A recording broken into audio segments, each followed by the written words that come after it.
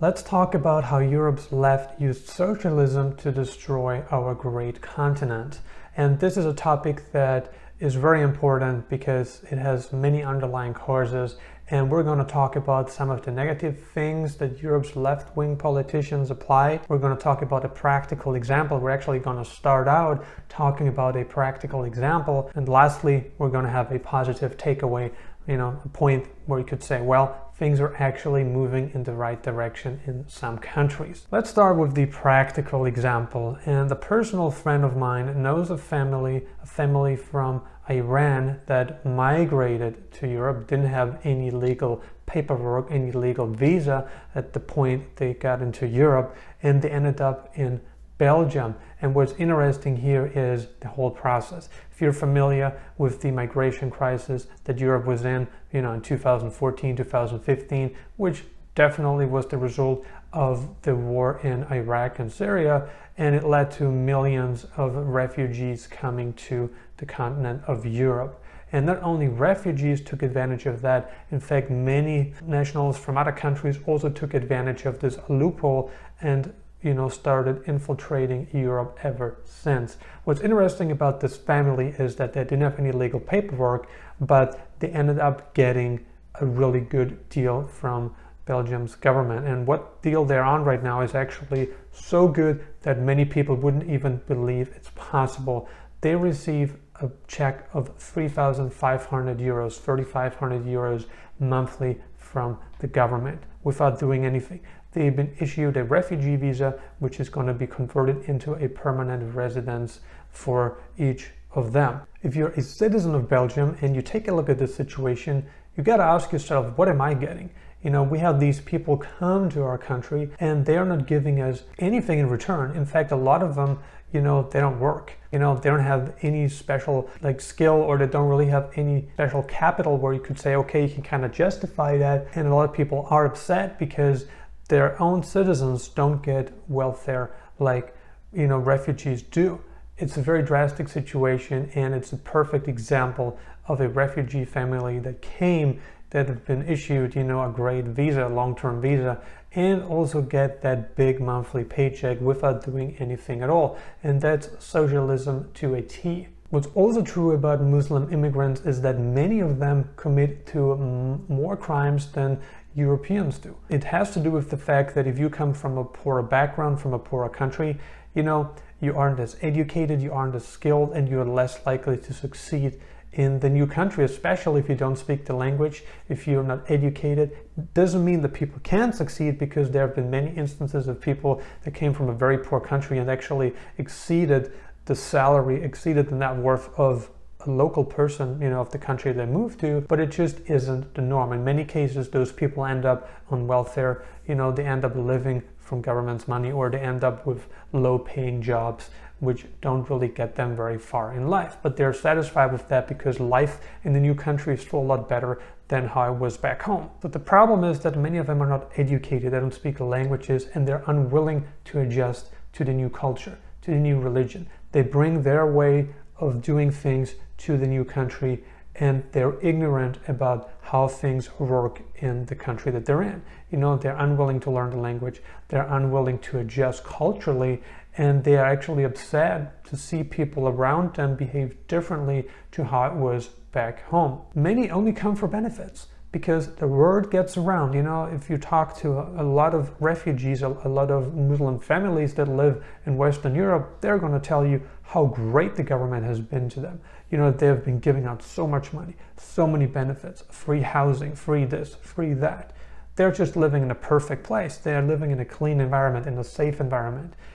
People are friendly to them. They welcome them, and the word gets around. They're going to talk to people in their home country, and they're going to tell them, well, what's happening here? They're throwing away food. They're giving away free money. They're giving us free housing. They're treating us well. They're giving us long-term visas. They're giving us residence permits.